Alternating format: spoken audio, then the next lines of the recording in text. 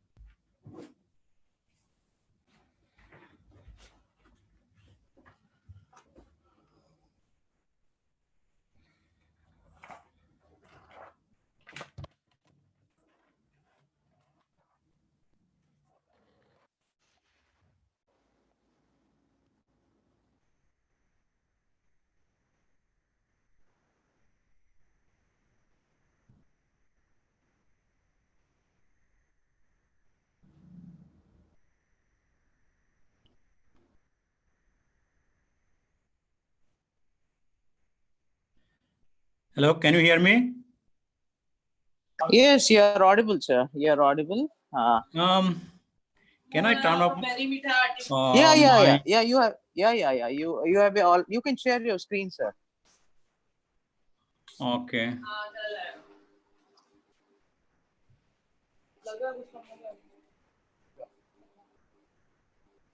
Thinker.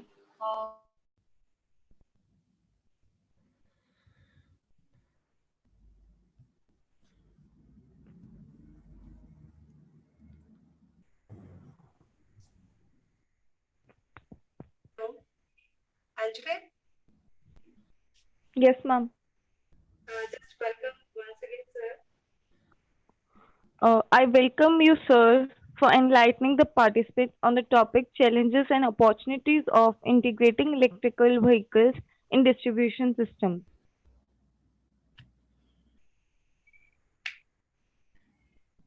Can you see my screen? Yes, sir, we can Yes. see. Should I start or? Yeah. Anjali, you just give a brief introduction again, please. उस समय sir was not with. Yeah. Okay. Okay, sir. Dr. Jahangir Hussain is currently working as an associate professor at School of Electrical and Data Engineering, University of Technology, Sydney. Before joining there, he served as an associate professor in Macquarie University for 3.5 years, senior lecturer and a lecturer in the Griffith School of Engineering, Griffith University for 5 years, and as a research fellow in the School of Information Technology and Electrical Engineering, University of Queensland, Australia. Previously, he worked as a lecturer and assistant professor at Rajshahi University of Engineering Technology, Bangladesh for 6 years. He has published more than 240 articles in international referrals and conferences, which attracted more than 2,600 citations with H-index 32. He is a senior member of editor of two IEEE journals and secured more than 5 million research grants. His research interests are power systems, wind generator integration and stabilization, voltage stability, microgrids, robust control, electrical machine, fax design, and energy storage systems. Now, I would like to welcome the eminent speaker, Dr. Jahangir Hussain, for enlightening the participants with immense knowledge. I welcome you, sir, for the session. Professor Hussain, Thanks for your Professor. nice introduction, and I am honored to share my research outcome from one of my project on electric vehicle integration in distribution system. Now, before going to details of my presentation, I'll just briefly talk about my university, UTS. So UTS is located in Sydney, which is established in 1988. In UTS, we have more than 46,000 students, out of which 11,000 postgraduate, more than 2,000 HDR student, research student. And also we have more than 15,000 international student and UTS. And so far we have more than 4,000 full-time academic staff at UTS. Now we also have more than 200 partnership with different university all around the world.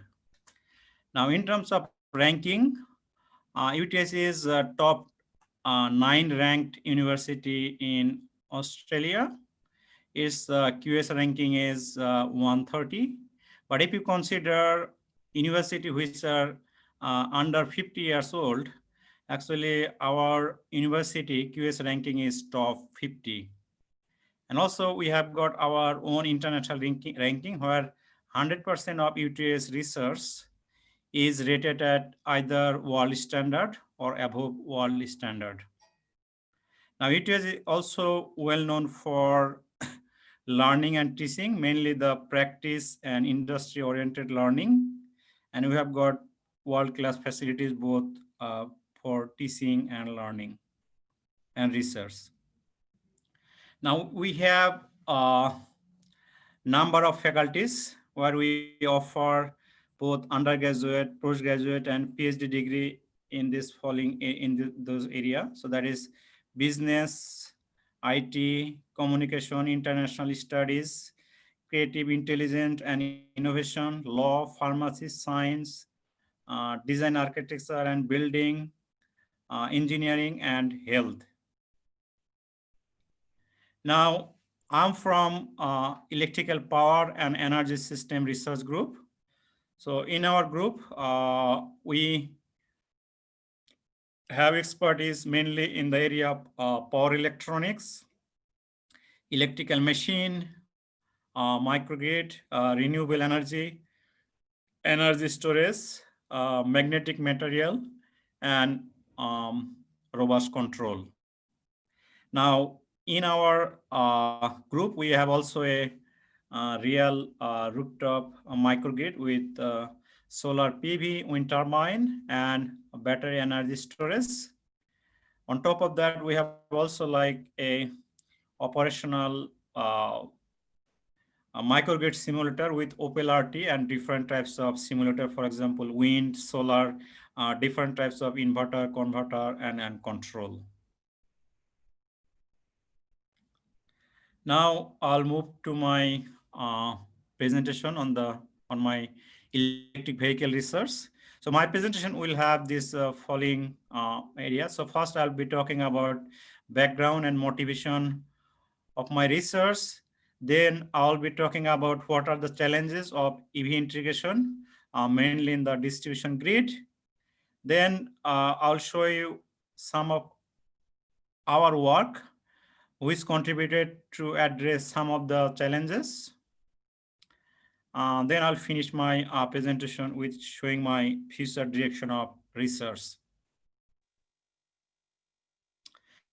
Now, probably all of you know that so the first figure actually shows the current conventional electricity grid, where power is transmitted from electrical power station to the distribution side through a long transmission line.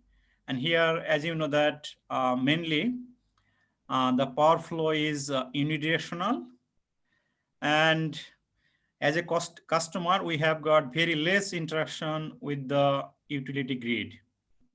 But as you know that our future power grid is heading towards smart grid. And I believe all of you know what is a smart grid and what are the advantages you can get from a smart grid. But some of the characteristics of a smart grid will be like that. It will have two-way power flow, will have real-time interaction with the power grid. It will also have like distributed small scale generation. It's not like the centralized power generation. It will also have fixed storage as well as mobile storage, for example, electric vehicle. And it will also have smart control, communication, and on top of that, demand response also will be a part of future smart grid. So as a conclusion, the future grid will be more flexible, decentralized, environment friendly, resilient, reliable, and cost effective. Now, to convert the conventional grid to a smart grid, actually what is happening in the power system. Now, as you know that power system has mainly three areas: generation, transmission, and distribution. Now, to make it smart, as I mentioned previously, that the current centralized power station is mainly being replaced by small scale distributed renewable type generators. If you consider transmission sector, in the transmission sector, you will find now more accurate and faster monitoring device, for example, phasor measurement unit. Also currently, to make the power system more controllable, you'll also find different types of power electronic controller, for example, SBC, STATCOM, and so on. And also in developed countries, many of the long transmission line, AC transmission line is being replaced by high voltage DC transmission line. And as you know, that high voltage DC transmission line, when it is very long, it has got many advantages compared to high voltage AC. Now, compared to generation transmission, actually the biggest changes are happening in the distribution side. So the most of the distributed generation are being connected to the distribution side. And as you know that microgrid also getting popular in different countries, including Australia, India, and many other countries. Smart meter, is also like a common in many countries. And we are having new types of load, which is actually the focus of my today's presentation, is the electric vehicle. Now, even after the meter, also you will find new technology, for example, energy efficient home, building energy management systems, demand response, and so on. Now, before going to electric vehicle, let's first talk about what's actually wrong with that IC engine based car. Now here I'm just showing one example with a Toyota Camry IC engine based electric vehicle. Now, if you consider this IC engine is electric vehicle, for example, here, let's say in your fuel tank, you have got, for example, 100-liter fuel. Now, what is happening, with that fuel? Now, in IC engine based vehicle, actually 76% of that input energy is actually lost in this IC engine. So you see that efficiency of this IC engine actually very, very low. And on top of that 76% loss, another 8% of the input energy is actually lost as idling. Here idling means that your engine is on, but you are somewhere just standing maybe in front of the red signal. So in fact, only 16% of the energy, it actually goes to the drive line from the IC engine. And again, in the drive line, another 3% losses occurs in the drive line. So at the end, you're just getting around 13% energy as a output. Now, if you even go like, the latest IC engine based electric vehicle, you might get the efficiency around 20%. So that's why this type of IC engine based, vehicle is not energy efficient. And as you know, it's not environment friendly as well. Now, this is also probably, quite known to you that we have got three types of electric vehicle, hybrid electric vehicle, where you have got both IC engine as well as electrical motors. But this one you can't charge from your supply. So the next one, the same as hybrid electric vehicle, but you have got the plug-in option. You can charge the battery. And the next one is all electric vehicles. So that means there is no IC engine, is only electric motors and battery. And I think in future that would be the most popular one. So I'll just go quickly. So this one, I think you already know about this hybrid electric vehicle, where as I mentioned that you have got internal combustion engine, and also you have got electric motor, generator, battery converter, and then there is a power management unit which actually combine this to energy to run your vehicle. Then the next one, same as the previous one, only difference that you have got that plug-in option. Now, if you have this hybrid electric vehicle, that is actually quite energy efficient and also cost effective. If you drive that one mainly in the CBD area, where you have got like frequent red signal and you have to stand frequently, because you know that the hybrid electric vehicle that's actually generate energy by that regenerative action of the electrical machine, and then that energy used later for driving your car. But if you use in the rural area where you don't have to deaccelerate frequently, then that type of car is not that cost effective. But as I mentioned that the latest one is the fully electric vehicle, where you have only electric motors and then power electronics, inverter, converter with battery. And as you already know that it has got several advantages compared to the IC engine based vehicle.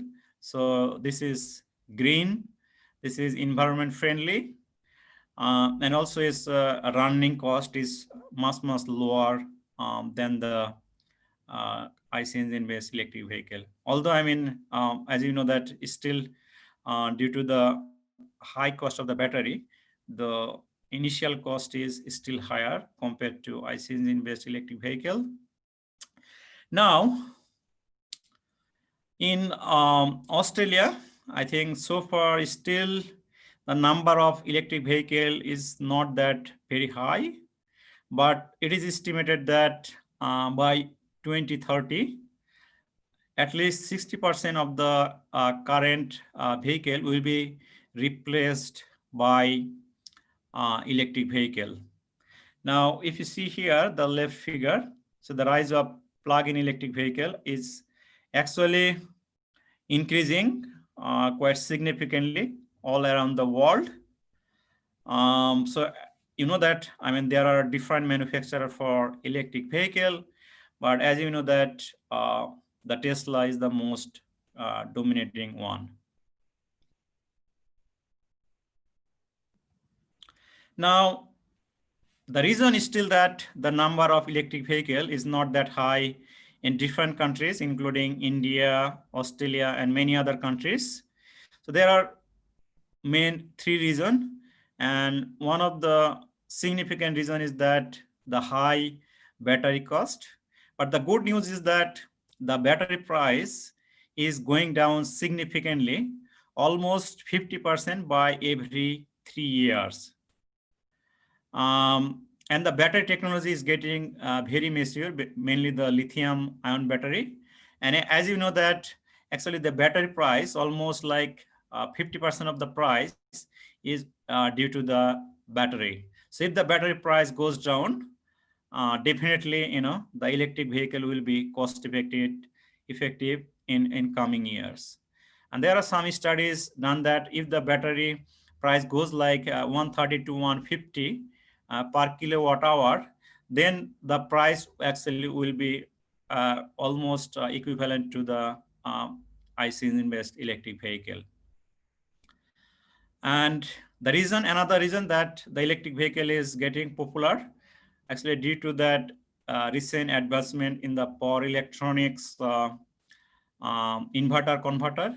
And as you know that this performance of the inverter converter is getting better and better day by day. And also recently, due to using very fast switching, that's mainly the silicon carbide and gallium nitride based switching. So its efficiency is getting higher, energy density is getting larger, and it's getting the cost effective as well. Now the second reason is that the range. As you know that the normal electric vehicle range is 130 to 135 kilometer. So if you want to have a long drive, for example, the countries like India or Australia. So if you want to travel from one state to another state, like in Australia, sometimes you have to travel like 1,000 kilometers. Now with one full charge, as I mentioned that still, it's like a 135, that's the average, but the latest one actually with Model S Tesla, you can drive around 600 kilometers with one full charge. Now, but for the local travel, in New South Wales, that means in Sydney, we have done some studies, and actually we have found that more than 88% of commuters, actually they travel less than 30 kilometers per day. So when they just travel for work, so it's in most of the cases is less than 30 kilometers. So even like the average 135 range is more than enough for local travel. So what I want to say that actually the range is not a problem anymore. So the third reason is still the number is less is due to the charging infrastructure. So that is not matured in many countries. So as you know that, for EV, there are mainly 4 types of charging. So level 1, level 2, level 3, and level 4. So it depends on the power rating and also the time to fully charge the battery. And as you know, the first AC charging 3-phase AC and the DC, I think they are the most popular one, because the fast charging DC, they actually need, maybe, 15 to 20 minutes to fully charge your battery. There are other type charging is also available, but still that's mainly the research stage. That's wireless, power transfer. You know that, if that technology gets matured, even, within a second, your battery could be fully charged. But due to the lower efficiency, still that technology is not commercialized. Now that's mainly the electric car, but as you know that the electric bus, that is also getting popular in many countries, including India and Australia. So for e-bus, again, there are 2 types of charging, one in plug-in, that is conductive charging, and another is wireless, same as Electrica that I mentioned previously. So here for conductive charging, it could be either plug-in using like could be at the depot. Again, it could be either AC or DC. So for here, it's mainly the typic. Rating is 50 kilowatt to 100 kilowatt AC/DC, or even it could be like a DC level 3, which can be up to 350 kilowatt. So the another type of charging could be pantograph charging, and this one might be popular because it can be charged during the daytime as well. So it's automatic, and also it is very convenient for e-bus as well. So this one also getting popular in many countries. And the other one, as I mentioned, that inductive charging. So here you can just see like a underground charging pad for stationary vehicles. So this one could be that your bus will be fully charged during the takeoff, when the passenger get down from the chargings. So it's just in the pickup region. Now I'll just show you some photo where it show like different types of charging facility available in Australia. So this one shows the different types of residential charger. This shows the commercial charging station all around the world. All around Australia. And the third one is the DC fast charging. Still, the number is not high, but actually currently there are a number of projects are going on, and I believe that within few years, so the fast charging number will also will get higher. Now, if you compare the running cost with electric vehicle with the IC engine based electric vehicle, so here actually we have done some comparison with the Sydney electricity price. Now here, this is electric vehicle, this is hybrid, and this is IC engine based. Now here you can see that for fully electric vehicle, it's 0.5 cent. 0.5 cent per kilometer with the off-peak Sydney electricity price. With hybrid, it could be 3 to 6 cent per kilometer, whereas with the IC engine-based vehicle, it's 10 cent per kilometer. So this one would be significantly lower if you compare with IC engine-based vehicle.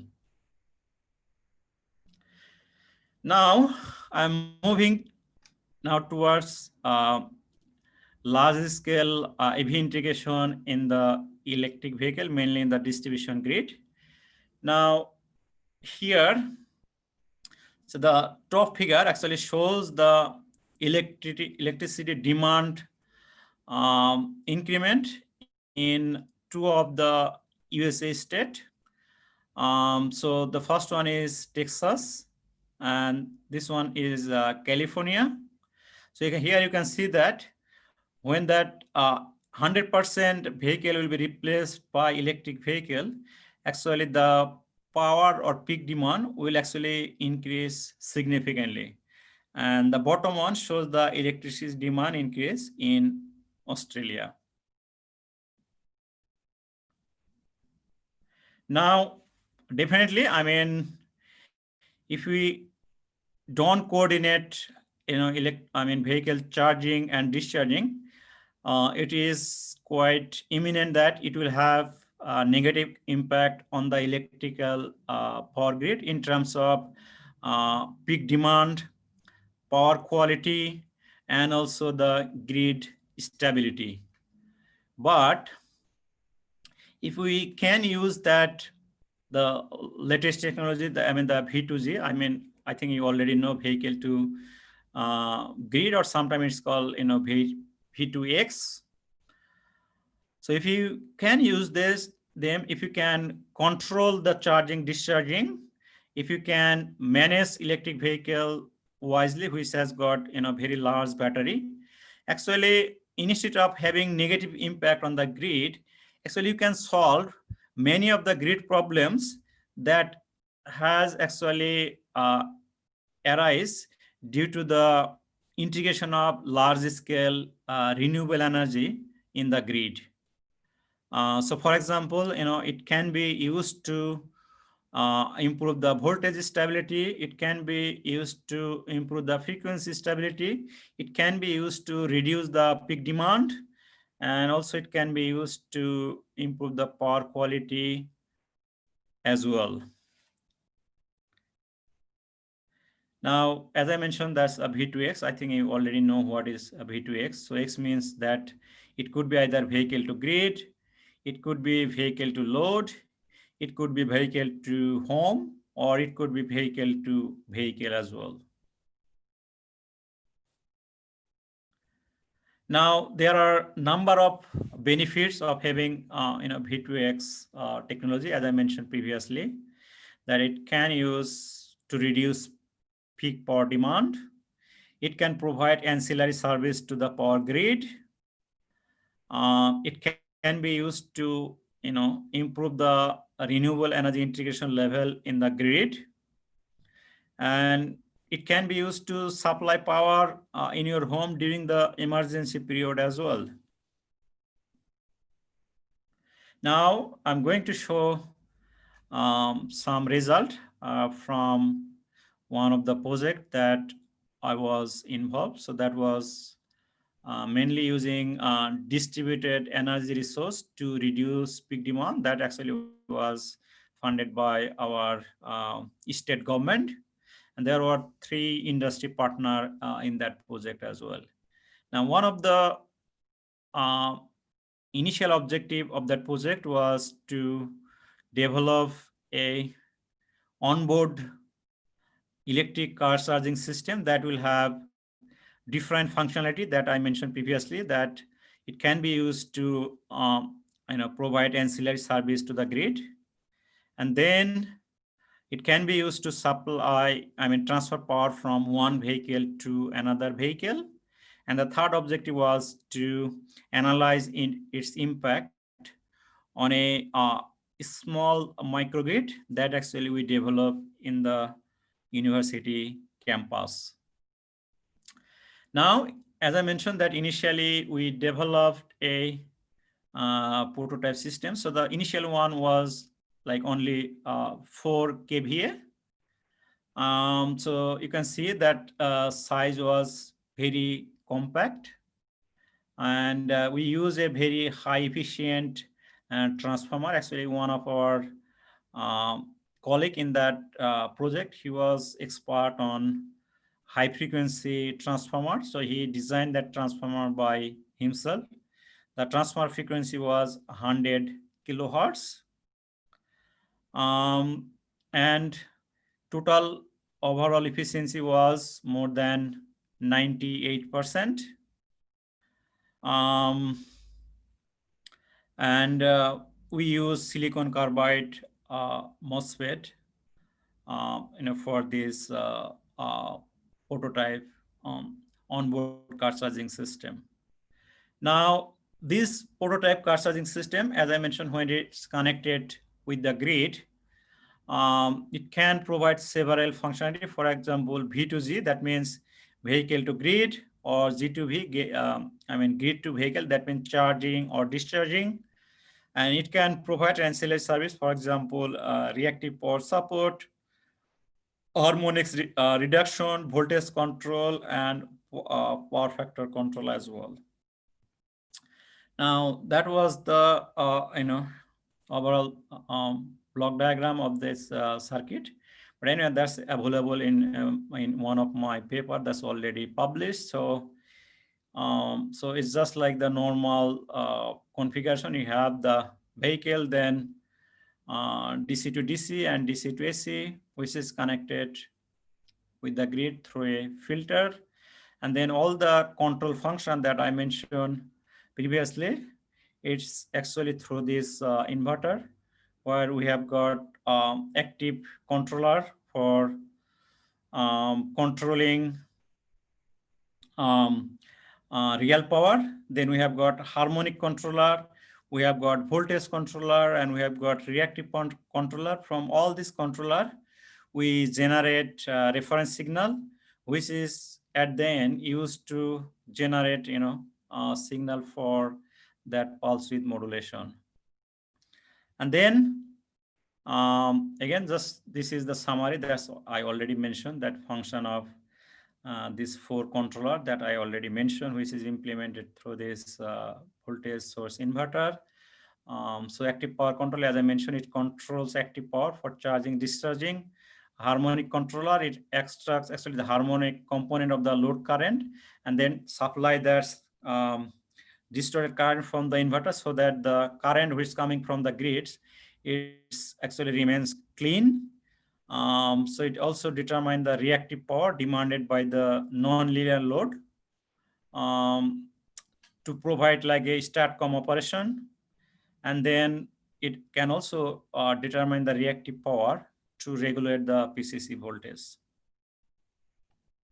Then actually we did a number of simulation and experiment to ensure that it can actually provide all the service that I mentioned previously. For example, this one is just showing grid to vehicle. So that means mainly the charging operation. So here you can see that the charging starts here. So you have got charging current. Then like to provide the not only active but also the reactive, here I have shown the reactive power varying. So here you can see that there is a difference between the, there's an angle between voltage and current waveform. So that means it can actually control the reactive power as well. Then is the active power filter operation. So initially here you can see that without one, the source current is distorted because the load is actually non-linear. So it needs actually distorted current. And then after using that onboard charging system, here you can see that all the distorted components supplied by that inverter and the source current remains clean. Then we have shown that total harmonic distortion with and without this onboard charging system. So without onboard charging system, it was 25%, but later it actually reduces 3.2%. So that means it can significantly reduce the harmonics as well. So the other function this charger can provide is transferring power from one vehicle to another vehicle. So for example, let's say that you are driving your electric car in very remote isolated part where there is no electric car charging option available. Now, this type of charger, actually, if it is in a two different vehicle, one vehicle actually can transfer some power from that vehicle to other vehicle as well. And this can be actually used, this type of vehicle for like say like a roadside assistant. Like in Australia, we have got some insurance company. They provide roadside assistant for normal vehicle.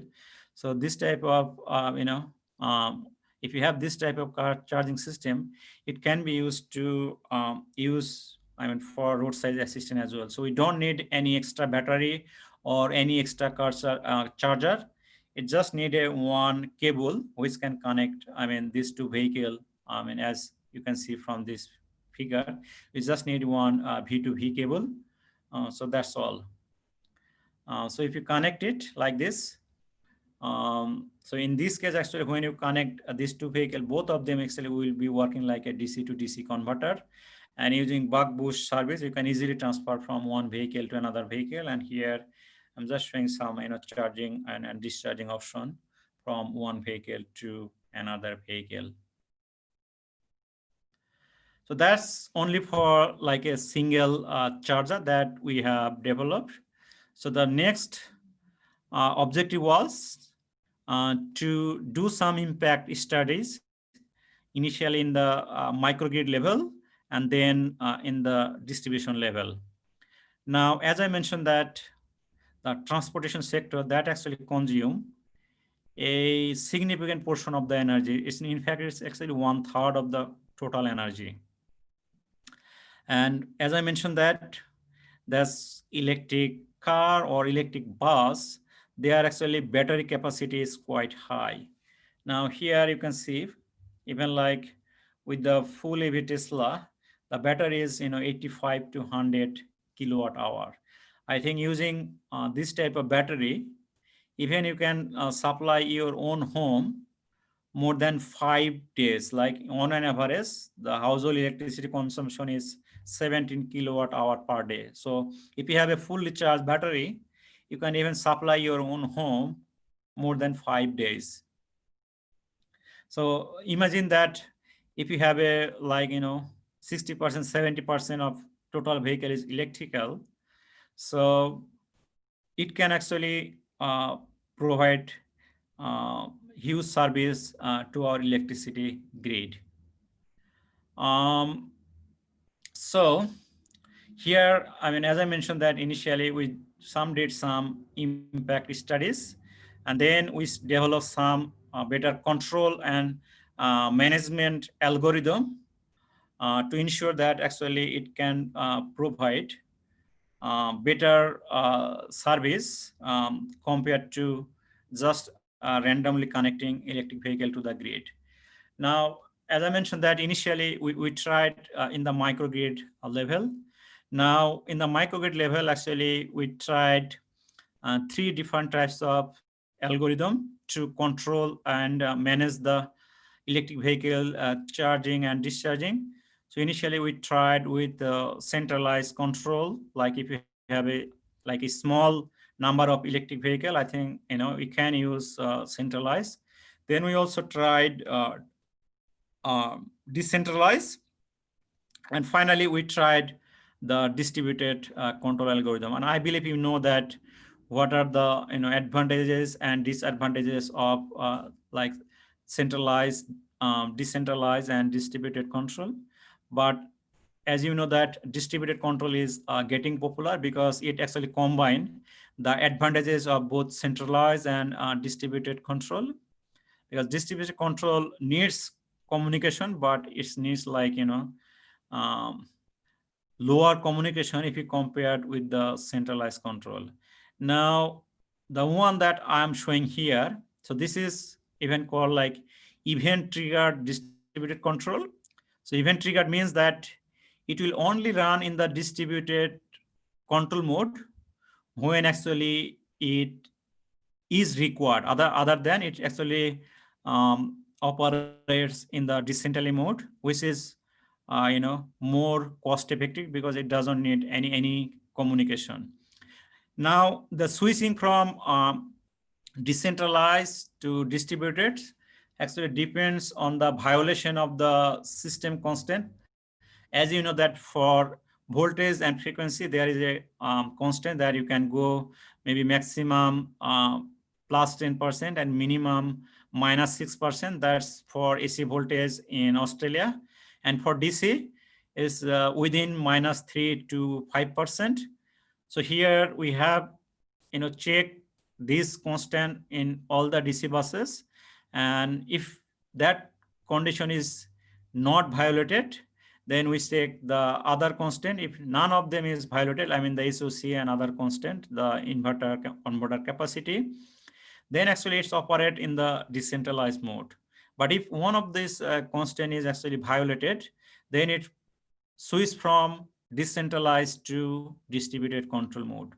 Now actually how we have designed that distributed control, I mean all the mathematics that's given in the paper. I mean if you are interested, you can have a look in the paper published in IEEE transaction.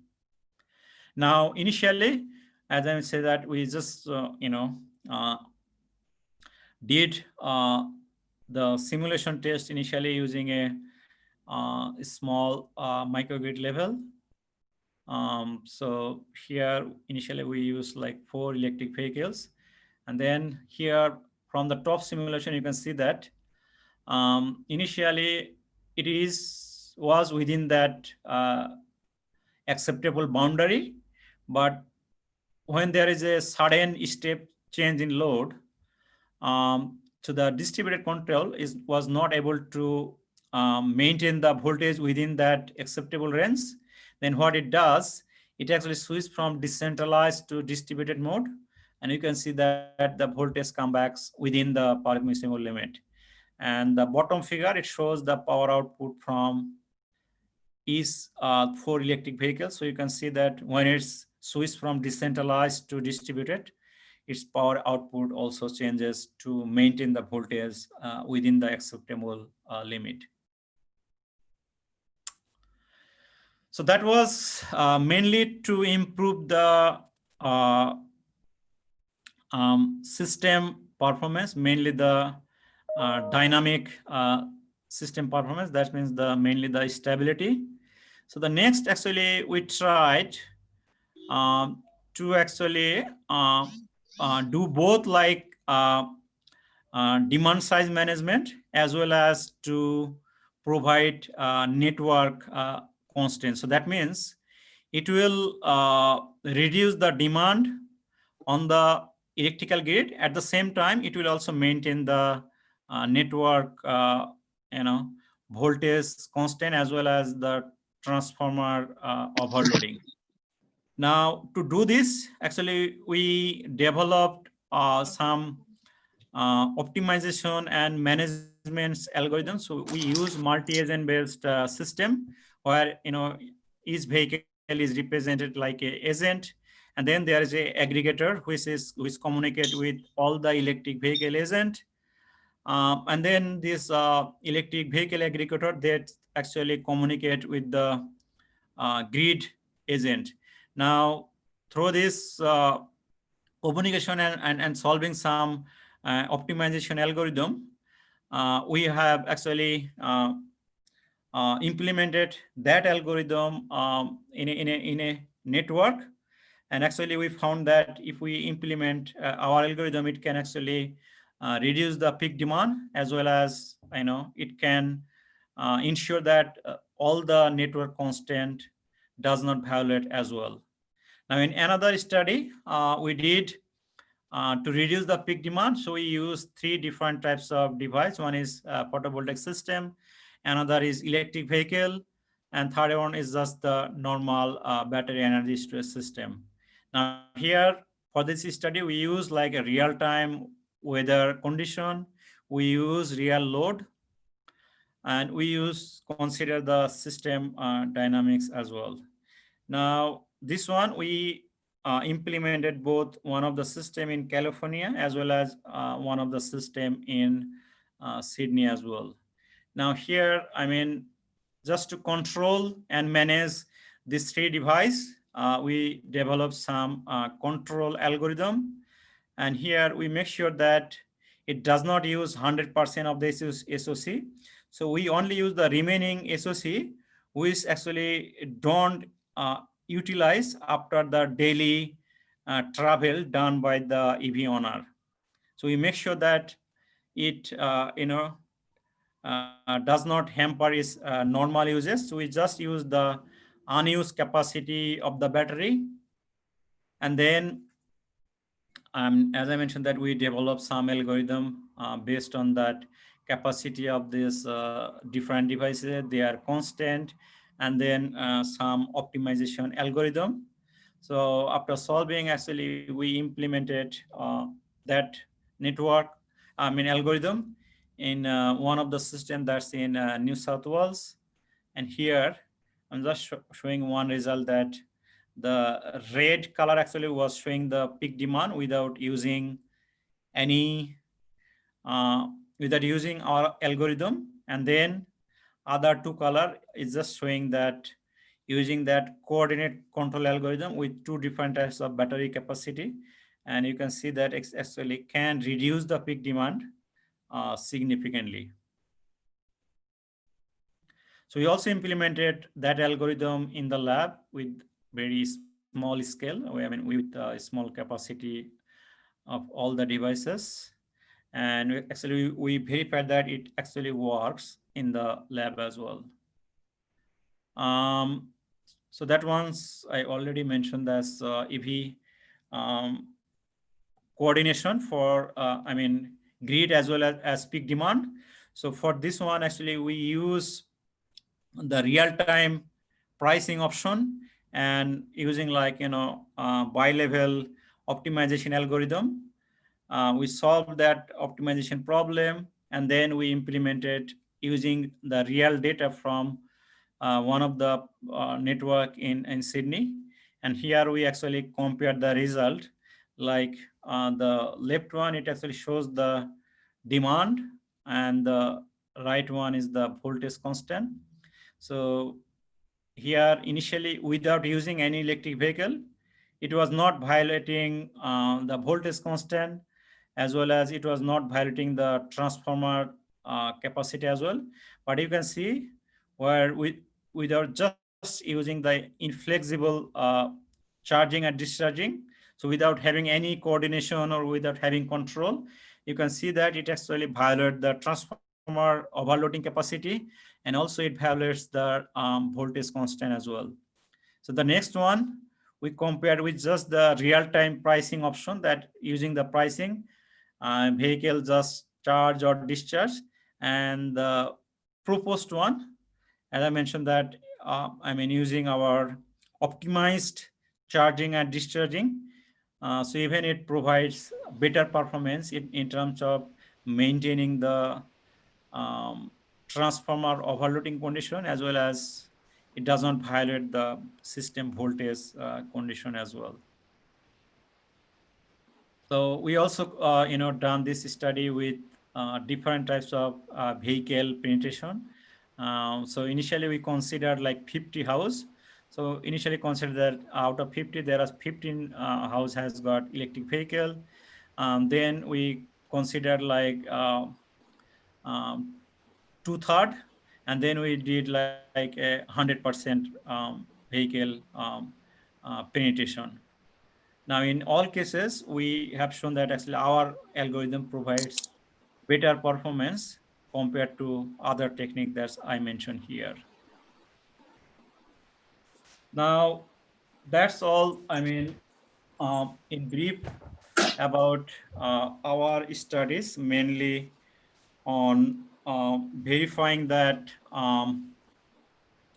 like the performance of the prototype that we have developed by ourselves, and then its impact on the microgrid, and then later on the distribution level, both in terms of improving the system performance, mainly the stability, maintaining all the network constant, and also reducing peak demand management, as well as improving power quality. Now, I'll just share some of the project that's actually currently I am involved at University of Technology, Sydney. Now, one of the project that I'm working with one of our collaborator from Griffith University, that is funded by Australian Research Council, which is actually industry and government funded project. So in that project, actually, we are developing advanced uh, energy management system for microgrid. So this microgrid is mainly for the residential, commercial, and industry building. So energy management system is, is available from ABB and Siemens, but both of them actually is quite useful for, if you have like a commercial microgrid. But for building level microgrid, actually we haven't got any very efficient energy management system. So the industry partner that we are working, actually they have got most of the building level microgrid component, but they do not have any efficient energy management system. So this project we are just recently got funded. We have only started, but we'll be starting from next month, and hopefully we'll have some product ready that to implement mainly the building level microgrid here in Australia. So the next one project that I'm also available, that's mainly on the cyber security control for smart power grid. So the objective of this project initially to develop some backup cyber attack identification algorithm based on analyzing power system behavior. So here we consider that sometime the attacker could be smart enough to bypass the bad data detector in the side, I mean, in the mainly in the cyber side. But in case what happen if that attack pass to the cyber side and come to the physical power system side, now can we have a backup detection system based on analyzing the power system behavior, mainly the voltage, current, frequency? And then can we develop some intelligent control algorithm, either to minimize or completely get rid of the consequence of the cyber attack? Now here actually we have got some algorithm from mainly the simulation studies. So now actually we are trying to implement that one in the lab to make sure that what we have achieved from the simulation that can be validated from experimental studies as well. Unfortunately, this year also we have got one big project. That's actually Australian Commonwealth project. So this is called actually RACE 2030. So RACE means reliable, affordable, clean energy for 2030. So this project is actually for 10 years. And the total funding is almost $350 million. So here actually we have got more than 91 industry partner, and also I think around 10 university, but our university will lead that project. So this project also will start from next month. So this project has actually 4 different